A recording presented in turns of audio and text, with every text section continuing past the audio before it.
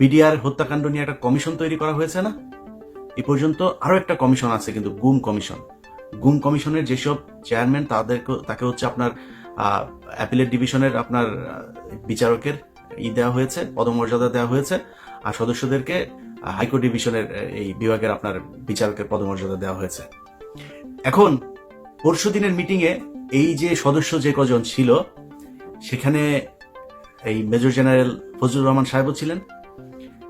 ফজলুর রহমান সাহেব ওই দিনের মিটিং এ নাকি খুবই চুপচাপ ছিলেন, তিনি কোনো কথা বলেন নাই। জানি না কেন কথা বলেন নাই।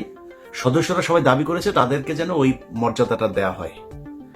সেখানে বিশেষ করে স্বরাষ্ট্র সচিব, আরো কয়েকজন আমলা ছিল, তারা তাদেরকে বলেছেন যে না, আপনাদের এত পদমর্যাদা লাগবে কেন, আপনারা কাজ শুরু করেন। পদমর্যাদা এই জন্যই লাগবে, তারা চাইলেই একজনের বিরুদ্ধে সমন জারি করতে পারবে, তারা চাইলেই একজনকে জিজ্ঞাসাবাদ করতে, চাইলে একজনকে আটক করার এই আদেশ দিতে পারবে। এই জন্য লাগবে, তাদের গাড়ি থাকবে, তাদের সিকিউরিটি থাকবে, তাদের সাথে গানম্যান থাকবে, এই জন্য তাদেরকে ওই পদমর্যাদা দিতে হবে। এটা দিতে চাচ্ছে না। আপনাদের নিশ্চয়ই মনে আছে, এই বিডিআর হত্যাকাণ্ড নিয়ে কমিশনই করতে চাচ্ছিল না। এখন কমিশন করে নানানভাবে এটার মধ্যে একটা বাধা সৃষ্টি করে কোনোভাবে যাতে এটাকে ঠেকানো যায়। এখানে তো 1-2 টাকার খেলা না, তো পুরো দেশ, ইন্ডিয়া একদম রাষ্ট্রীয়ভাবে এটার বিরুদ্ধে। আর আসিফ নজরুল কাদের প্রোডাক্ট, সেই প্রথম আলো, ডেইলি স্টারের, সেগুলো তো আমরা সবাই জানি। এগুলো এখন করা হচ্ছে নানানভাবে। বিডিআর এর সাংবাদিক বিভিন্ন মিডিয়ার মাধ্যমে এই বিডিআর হত্যাকাণ্ড নিয়ে একটা ধূম্রজাল তৈরি করার পায়তারা করা হচ্ছে। তো এইভাবে আসিফ নজরুল আপনি তো বাঁচাইতে পারবেন না। বিডিআর এর হত্যাকাণ্ড নিয়ে যত অডিও রেকর্ড, যত কাগজপত্র, যত ফাইল যা যা আছে, কমিশনের কাছে যা নাই ওইটা আমার কাছে আছে।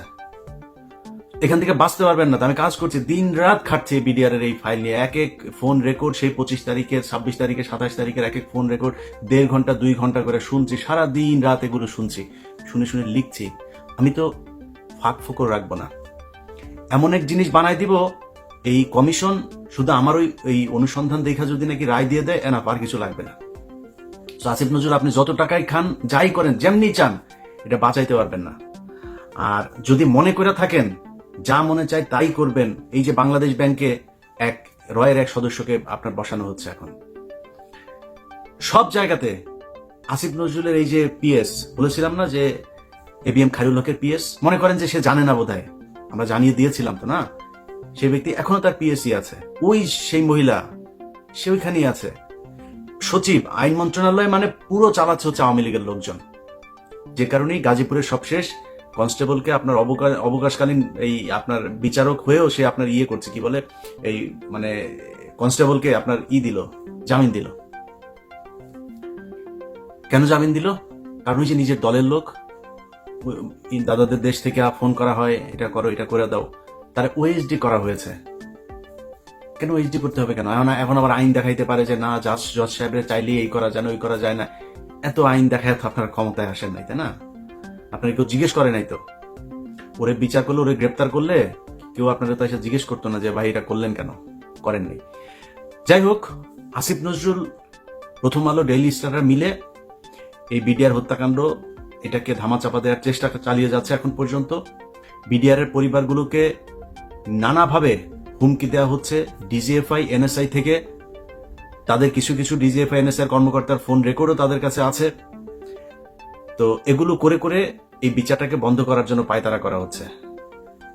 আসিফ নজরুল এবং আসিফ নজরুলের ছানাপোনা সবগুলাকে বলতে চাই, টাকা পয়সা কামায় এত ভোগ করবেন না, এই টাকা পয়সা তো বের হয়ে যাবে। অনেক আমাদের প্রিয় উপদেষ্টার বাবা পর্যন্ত গিয়া চাঁদাবাজি করছে, সেই ফোন রেকর্ডও আছে। বাপরে মাঠে নামিয়েছে চাঁদাবাজি টাকা কালেকশন করার জন্য। আবার এটার আবার একটা বৈধতা নিয়েছে, কিভাবে জানেন? ওনারা নাকি দল গঠন করবে, দলের জন্য টাকা লাগবে। আপনাদের অপমান করতে চাই না, নামগুলিও বললাম না, অডিও ছাড়ি না এখন পর্যন্ত। পরিস্থিতি এমন করবেন না যে সেগুলো ছাড়তে বাধ্য হই, তাহলে কিন্তু মুখ দেখাইতে পারবে না। আসিফ নজরুলের বিচির মধ্যে কামড় দিয়া বসে বসা আসিফ নজরুল যা বলবে সেটা শুনবেন, খুব বেশি দিন কিন্তু সহ্য করবো না। খুব ভালোবাসি, খুব স্নেহ করি, অতএব একটু হিসাব করে চলতে হবে। আপনাদের কাছ থেকে কোনো তদবির করতে যাই নাই যে ভাই আমার ওই লোকের ছাড়াই দেন, এই লোকের ছাড়াই দেন, এগুলো করতে যায়নি। আপনাদের কাছে দেশটা যেই কারণে স্বাধীন হয়েছে সেইটা চেয়েছি। প্রধান কাজ বিডিআর এর জওয়ানদেরকে ছাড়তে হবে, আসিফ নজরুল, এই বিডিআর এর পরিবারের সাথে যে এই শয়তানি করেছেন না, বিডিআর পরিবারে যদি উস্কানি দেই না, আপনার গদি বাঁচাইতে পারবেন না। এরকম কোন পরিস্থিতি তৈরি করেন না যাতে প্রধান উপদেষ্টার বাড়ির ওইখানে যায় হাউকাউ করে। ওখানে কি করবেন? গোলাগুলি করবেন, ই করবেন, লাঠালাঠি করবেন, করে মারে ফেলবেন। এখন তো সেই দিন নাই যে গুলি করে মারে ফেলবেন, লাঠি মাটি মারবেন, ওরা লাঠি টাঠি খাইতে রাজি আছে। আমি চুপ করে রেখেছি, তাই চুপ আছে। সো এদের কষ্ট কিন্তু আমি নিতে পারবো না। মানে আমার ওদের যে কষ্টটা, সেই কষ্টটা ওরাই বুঝে কেমন লাগে আমি জানি না, আমি বুঝতে পারবো না ওইটা। সো ওদের যে কষ্টটা ওটা অনুমান করতে পারি। ওদের কথাবার্তা শুনলে বুঝি যে কত আগুন জ্বলছে। ছোট বাচ্চা, 6 মাস বয়স, সেই বাচ্চা এখন বিয়ে করছে, এখন পর্যন্ত মানে করতে পারে নাই, কি বলে, বাবার মুখ দেখে নাই। 15 বছর বয়স, বুঝেন? একটু 2 দিন পরে বিয়ে করার বয়স হয়ে যাবে।